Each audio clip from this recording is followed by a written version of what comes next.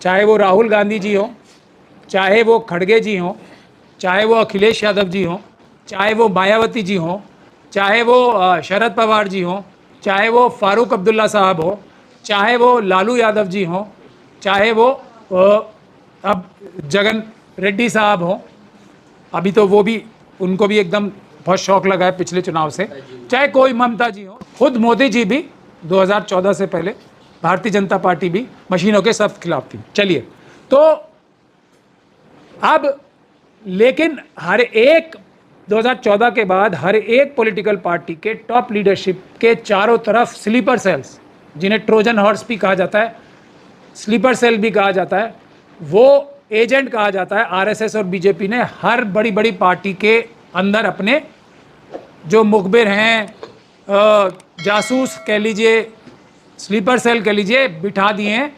और उनका काम, सबसे बड़े कामों में से एक बड़ा काम यह है, गुमराह तो हर टॉपिक पे करें, लेकिन मशीनों के ऊपर अपनी लीडरशिप को बिल्कुल भी एजिटेट ना करने दें। और कुछ लोग ऐसे भी हैं उनमें से जो नज़र तो हमारे साथ आते हैं, मतलब सिविल सोसाइटी के साथ नज़र आते हैं, देखने में ऐसे लगते हैं कि ये भारतीय जनता पार्टी और आरएसएस के खिलाफ है। ऐसे बहुत सारे एग्जाम्पल आप भी देख रहे हो, लेकिन अंदर से वो होते आरएसएस और बीजेपी के साथ हैं। और अपने चेहरे से नकाब कई लोगों ने उतार दिया है, कई लोगों ने अभी भी नहीं उतारा, लेकिन रंगे हाथों कई लोग पकड़े गए। जयराम रमेश जी जो और उनके साथ खेड़ा जी हैं, उन लोगों ने एक प्रेस कॉन्फ्रेंस की और मशीनों के खिलाफ बहुत ज़बरदस्त तरीके से इतना बड़ा एक तरीके से आरोप लगाया। अब ये क्यों लगाया? क्योंकि यही वो लोग हैं, जयराम रमेश जी खास तौर पे, और जो उसमें वेणुगोपाल जी का भी नाम आता है, लेकिन जो मेरी जानकारी है, राहुल गांधी जी को इन मशीनों के खिलाफ डिसुएड करने, मतलब बोलने से और इसके खिलाफ बड़ा आंदोलन करने से कांग्रेस पार्टी को किसी ने रोका, राहुल गांधी जी को किसी ने रोका, तो वो जयराम रमेश जी का नाम उसमें सबसे ऊपर आता है। और भी लोग हैं, ऐसा नहीं है। लेकिन हरियाणा में तो एकदम सब लोग शॉक, मतलब जैसे 40,000 वोल्ट का झटका लगा सबको। तो ये आज मैं खुलासा करने के लिए आप लोगों के सामने हूँ। बहुत ताकत लगा के नरेंद्र मोदी जी ने, राजीव कुमार जी ने, और विदेशों तक से करोड़ों करोड़ों रुपए खर्च करके लोग लेके आए, ताकि किसी तरीके से ये जो मशीनों का जो हमने सवाल उठाया है, इसको किसी तरीके से जनमानस के दिमाग से हटा दें। कुछ भी करने को तैयार है मोदी जी भी, चाहे वो पार्लियामेंट में बोलने की बात हो, चाहे वो चुनाव आयोग को बार बार, यहाँ तक के राष्ट्रपति के भाषण, राष्ट्रपति साहिबा के भाषण में भी चुनाव आयोग की तारीफ करा दी। हमने भी साइड बाय साइड कुछ काम किए जो आप लोगों के सामने बार बार आए। हमने केसेस भी फाइल किए, हमने कोर्ट से ये भी ऑर्डर कराया कि सारे चुनाव में लोकसभा के वीडियोग्राफी होगी, शुरू से लेके फर्स्ट लेवल ऑफ चेकिंग से लेके और गिनती के बाद तक, जब तक मशीनों को सुरक्षित रखा जाता है, और वो सुरक्षित रखा जाएगा। लोकसभा की सारी मशीनें हमने सुरक्षित रखने के लिए पूरा कानूनी रूप से इंतजाम कर लिया। हमने रामपुर का चुनाव मैंने खुद अपनी रेपुटेशन सब कुछ दांव पे लगा के मैं ये चोरी, क्योंकि चुनाव आयोग ने हाथ में देगा नहीं और कहता ये रहेगा कि ये ईमानदारी वाली बहुत ही सच्ची मशीनें हैं। तो हमने चुनाव तक लड़ा और सारी वीडियोग्राफी हासिल की कि किस प्रकार से इन मशीनों के अंदर घपला घोटाला, ऐसे चाहे एसएलयू या कोई भी स्टेज हो, हर स्टेज पे चोरी डकैती करता है चुनाव आयोग और उसके अधिकारी। ये हमने वीडियोग्राफी भी सारी ले ली, अदालतों में भी केस डाले ये साबित करने के लिए कि ये मशीनें जो हैं पूरी तरीके से झूठी हैं। और जो सुप्रीम कोर्ट को धोखा दिया था चुनाव आयोग ने, जो एडीआर का केस था, उसमें धोखा जो दिया था ये बोल के कि इतने बड़े महत्वपूर्ण और इतने सख्त कानून हैं हमारे इन मशीनों को इस्तेमाल करने के, कि वैसे तो मशीनें सेफ नहीं हैं, लेकिन क्योंकि हम हर जगह, हर मौके पे, हर समय एक इतना मजबूत अपना चौकीदार बिठा देते हैं कि इन मशीनों में गड़बड़ करने की गुंजाइश नहीं रहती। तो हमने रामपुर के चुनाव से और दूसरे जो चुनाव जो हमने वीडियोग्राफी ली है, एक जगह फतेहपुर सीकरी की भी ली है, उससे ये पूरी दुनिया को दिखा दिया। और मैंने बहुत सारी वीडियो आपको भी दिखाई हैं किस प्रकार से जो सुप्रीम कोर्ट में गारंटी दी थी, जो कानून है देश का चुनाव कराने का, उसका हर प्रक्रिया को धज्जियां उड़ा दी आयोग ने, राजीव कुमार जी के आयोग ने, नरेंद्र मोदी जी और अमित शाह जी के कहने पे।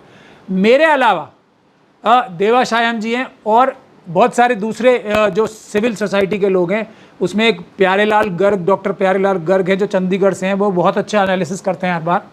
उन लोगों ने जो डेटा कलेक्ट करके इतनी अच्छी अच्छी 3 रिपोर्ट्स बनाई, उन तीनों रिपोर्टों में ये साफ तौर पे साबित कर दिया कि इसमें डेटा जो चुनाव आयोग ही दे रहा है, अपनी वेबसाइट पे डाल रहा है, उसी से ये साबित होता है कि 4,65,00,000 वोट लोकसभा में अनअकाउंटेड फॉर ज़्यादा बढ़ गए। ठीक है, और उसमें कम से कम मेरा तो ये मानना है कि 150 से भी ज़्यादा सीटों में गड़बड़ी की है भारतीय जनता पार्टी ने। लेकिन उन लोगों ने भी कहा कि कम से कम 80 सीटों पे तो बेईमानी की ही की है। ये सारी रिपोर्ट्स लोगों के दिलों में थी जब चुनाव हो रहे थे हरियाणा के और कश्मीर, जम्मू कश्मीर के। मैंने तो कार्रवाई शुरू कर दी, क्योंकि मैं तो पूरी रिसर्च करके ही कोई काम करता हूँ। मैंने चिट्ठी लिख दी ऑलरेडी चुनाव आयोग को कि इसकी सभी वीडियोग्राफी आपको करानी पड़ेगी, नहीं तो मैं आपके खिलाफ क्रिमिनल कानूनी कार्रवाई करूँगा, फौजदारी की कानूनी कार्रवाई करूँगा। तो हरियाणा के चुनाव की सारी मशीनों की वीडियोग्राफी, चुनाव के सारे प्रक्रिया की वीडियोग्राफी, और जम्मू कश्मीर की 90 सीटें हरियाणा, 90 सीटें जम्मू कश्मीर में हमने वीडियोग्राफी के लिए चिट्ठी लिख दी और चुनाव आयोग ने वो वीडियोग्राफी कराई होगी, ऐसा मैं दावा करता हूँ। सारे सबूत अभी वीडियोग्राफी में मौजूद होंगे, ये मैं दावा करता हूँ, क्योंकि इतनी रेपुटेशन तो मेरी है, चुनाव आयोग को पता है अगर उन्होंने मेरी बात को नहीं माना तो फिर जेल ज़्यादा दूर नहीं रहेगी।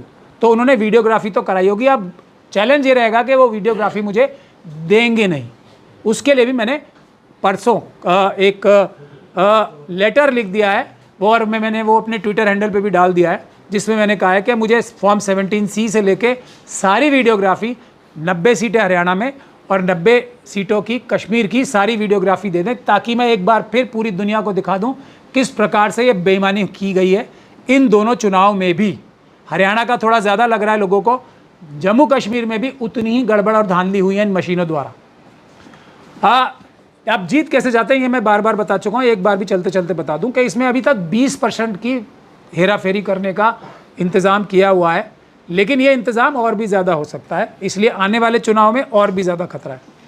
ये हरियाणा के चुनाव में तो सब पॉलिटिकल पार्टीज़ को साफ पता था कि महमूद प्राचा साहब जो कह रहे हैं, जो गर्ग साहब कह रहे हैं, जो देवाशायम साहब कह रहे हैं, जो 3-3 रिपोर्टें डिटेल्ड में पब्लिक डोमेन में आई हैं, ये सब सच हैं। लेकिन जयराम रमेश जी जो और उनकी टीम जो नज़र आती है उनके साथ ख़ास तौर पे, और जो उनके सहयोगी हैं उनमें से एक वेणुगोपाल साहब भी बताया जाता है, और तो उन सब लोगों ने राहुल गांधी जी को मशीनों का मुद्दा, मेन मुद्दा बनाने से रोका। एक पब्लिक डोमेन में जब सुप्रीम कोर्ट में ये केस चल रहा था ना, मैंने तब भी ये बताया था, हैरानी की बात ये थी कि सुप्रीम कोर्ट में बहस ये की गई कि हमें चुनाव आयोग की निष्पक्षता पे कोई शक और शुबे की गुंजाइश नहीं है। तो ये सबसे बड़ी गलती की थी। हम लोग तो कहना ही ये चाहिए सबको कि चुनाव आयोग चोरी कर रहा है। जब तक हम ये कहेंगे ही नहीं तो कौन सा कोर्ट हमें मदद करेगा। ये मशीनों का मामला किसी तरीके से ज़मीन में गाड़ दें, देश की जनता बस मशीनों की बात करनी बंद कर दे, बाकी भारतीय जनता पार्टी को कितनी बुराई कर लें, उनको कितनी गाली दे लें, कोई फ़र्क नहीं पड़ता। उनके ऊपर ये इल्ज़ाम लगा लें कि ये धर्म की राजनीति करके बेईमानी से वोट ले रहे हैं, उनको कोई फ़र्क नहीं पड़ता। ये कह दें कि जाट वर्सेस नॉन जाट हो गया, कोई भी एक्सप्लेनेशन दे दी जाए चुनाव हारने की, भारतीय जनता पार्टी और आरएसएस को फ़र्क ही नहीं पड़ता। क्यों? क्योंकि असली मुद्दा क्या है उनका, वो है ये मशीनें। तो वो अपने आप ही अपनी कई तरह की गलतियां भी खुद ही कबूल करते हैं। जैसे नायब सिंह सैनी जी ने कहा, हमने सब मैनेज कर लिया है, सब जुगाड़ कर लिया है, ये चुनाव से पहले ही बोला ना उन्होंने, हमने सब व्यवस्था कर ली है। मतलब वो कुछ भी उनके ऊपर इल्ज़ाम लगा दो, लेकिन मशीनों की बात मत करो, क्योंकि वही सारी सबसे बड़ी गड़बड़ी की, मैं ऐसा नहीं कह रहा और तरीके से गड़बड़ी नहीं होती है, मशीनों से सबसे बड़ी गड़बड़ी होती है। और मशीनें, जैसे राहुल गांधी जी के शब्दों में, राजा की जान तोते में है, तो मोदी जी की, आरएसएस और बीजेपी की जान इन मशीनों में है। इस चीज़ से राहुल गांधी जी को किसी ने रोका, तो एक तो जयराम रमेश जी और उनकी टीम ने जी, ये देखिए, और ये दोनों जो लंबी लंबी यात्रा कर रहे थे ना राहुल जी, उसमें साथ साथ नज़र आ रहे होंगे दोनों आपको, ये कुछ कर नहीं रहे थे, सिर्फ एक ही चीज़ समझा रहे होंगे, बाकी सब में जय जयकार है राहुल गांधी जी की, लेकिन जो असली मुद्दा है उससे भटकाना है। बाकी किसी चीज़ से कोई फ़र्क नहीं पड़ता भारतीय जनता पार्टी और आरएसएस को, मेरा ये मानना है। तो उसके बाद जब ये धक्का लग गया, तब अब सबको पता था कि राहुल गांधी जी, खड़गे जी टॉप लीडरशिप पूछेगी, तो किसी और के बगैर बोले सबसे पहले जयराम रमेश जी ने अपने खेड़ा साहब के साथ मिलके एक प्रेस कॉन्फ्रेंस करके मार दी कि जी मशीनों में गड़बड़ है 99%। और ये, अरे भाई ये तो मैं पहले से ही बोल रहा था। अब पछताए होत क्या है जब चिड़िया चुग गई खेत। ये उन्होंने अपनी जान बचाने के लिए, या कोई उनसे सवाल ना करे कि भाई असली गड़बड़ तो इधर से हुई है ना, जब वरना एक्सप्लेनेशन ही नहीं मिल रही कोई। भले ही कुछ भी हो जाता, कितना भी भीतरघात, पब्लिक इतने खिलाफ थी बीजेपी और आरएसएस के, और बहुत सारे लोगों ने एनालिसिस की है कि ये तो जब भारतीय जनता पार्टी 240 सीटें जीती है मोदी जी की पूरी ताकत लगा के, जब भी लोकसभा में इतने परसेंटेज नहीं आए, आज तक कभी उनकी क्लियर मेजॉरिटी नहीं आई हरियाणा में, अब कैसे आ गई, ये सब रीजंस दे रहे हैं। तो अब एक ही वजह बचती है, मशीनें। तो मशीनों के खिलाफ इनसे सवाल ना किए जाएं, इसलिए एज एन आई वॉश धोखा देने के लिए राहुल गांधी जी को और लीडरशिप को एक बार फिर स्वयं ही इसके खिलाफ प्रेस कॉन्फ्रेंस कर दी और एक टूटा फूटा सा लेटर लिख दिया। किसको? अब आप देखिए, जो चोरी कर रहा है उसको लेटर लिख के ये बोलोगे कि आप ये चोरी हो रही है, इसको रोको, तो वो क्या कहेगा? चोर क्या कहेगा? यहाँ तो कोई चोरी नहीं हुई। और ये लेटरबाजी करने से आरएसएस और बीजेपी को कोई फर्क पड़ता है क्या? इस गलत फहमी में जी रहे हैं ये जयराम रमेश साहब और ये जितने भी उनके साथी सहयोगी हैं। तो ये एक धोखा देने के लिए अपनी पार्टी हाईकमांड को, ये एक्टिविटी भी एक कॉन्सेप्ट होता है हाईजैकिंग द ऑपोजिशन, ताकि ये मशीनों की आवाज़ उठाने वाली भी जो आवाज़ है वो भी खुद कौन बन जाए? जो मशीनों के लिए भीतरघात करने के लिए स्लीपर सेल हैं। तो वो स्लीपर सेल ही मशीनों के बारे में प्रोटेस्ट करने पहुंच गए, आगे आगे बढ़ के फ़ोटो खिंचवा ली। और उनके कुर्ते देखिए और चेहरे देखिए, कितनी मुस्कुराहटें नज़र आ रही हैं चेहरे पे, जैसे कोई वो फंक्शन अटेंड करने जा रहे हैं, किसी की बर्थडे पार्टी अटेंड करने जा रहे हैं। कोई सीरियसनेस नहीं, कोई मन में आग नहीं, आज तक नहीं लगेगी। इनके वो एकदम बढ़िया कलफदार कपड़े होंगे, और मतलब खुद इनके लीडर जो हैं, ना खड़गे जी ना राहुल जी के कपड़े भी इतने कलफदार नहीं होते हैं जितने इनके होते हैं। इनके कपड़े पे सिलवट आ जाए तो ये प्रेस से ब्रीफिंग नहीं करते हैं। ये कैरेक्टर लेके ये पहुंच गए वहाँ पे, और नाकाम होके फिर अपना मुंह लटका के वापस आ गए और चुपचाप सो गए। तो अब राहुल गांधी जी के साथ ये हुआ है, कांग्रेस पार्टी के साथ ये हुआ है कि किसान जो है खेती करे, और जो ट्रैक्टर होते हैं ना, जो खैर ट्रैक्टर नहीं मैं बोलता हूँ, वो टेम्पू का शब्द प्रधानमंत्री जी ने एक बार इस्तेमाल किया था। टेम्पू में किसानों ने, यानी कि वोट, जनता ने अपने वोट, किसानों ने अपना अनाज जो उगाया इतनी मेहनत करके वो डाल दिया टेम्पू में। टेम्पू वाले को ये कहा, टेम्पू वाला कौन हुआ? आयोग, राजीव कुमार जी और उनके साथी। उसको ये कहा कि जी ये वाले गोदाम में डाल देना जाके। उसने कांग्रेस के गोदाम में ना डाल के जो अनाज उगाया इतनी मेहनत करके, हज़ारों किलोमीटर चल के राहुल जी ने और दूसरे लोगों ने जो एक खेती की, वो जो टेम्पू है वो चोर था। टेम्पू का ड्राइवर कौन? राजीव कुमार जी और उनके दूसरे जो ऑफिसर्स हैं। उन्होंने कांग्रेस के गोदाम में डालने की जगह वोट जो है ले जाके डाल दिए कहाँ? बीजेपी के गोदाम में। ये है इस सारे प्रकरण की सच्चाई। और जो चौकीदार थे किसके? टेम्पुओं के, कौन?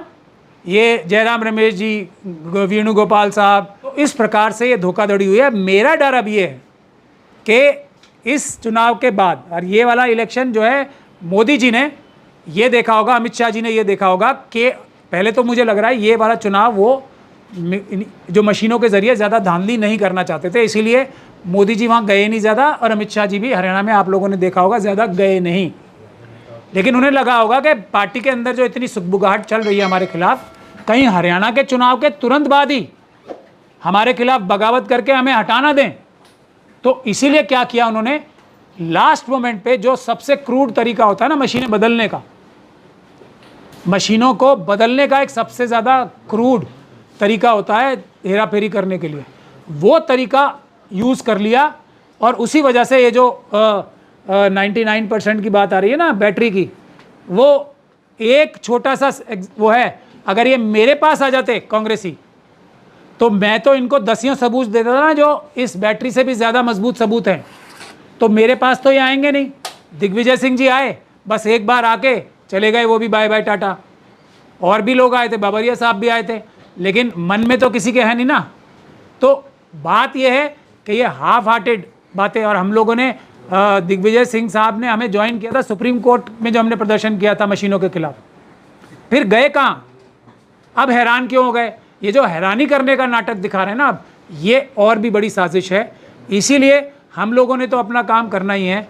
17 तारीख को हम जंतर मंतर पे सुबह 11 बजे से हम इसके खिलाफ प्रदर्शन करेंगे, चुनाव आयोग के खिलाफ, आरएसएस और बीजेपी के खिलाफ। 17 अक्टूबर 11 बजे सुबह जंतर मंतर पे हम लोग ने जैसा वादा किया था मैंने आंदोलन करने का, आंदोलन दोबारा शुरू है।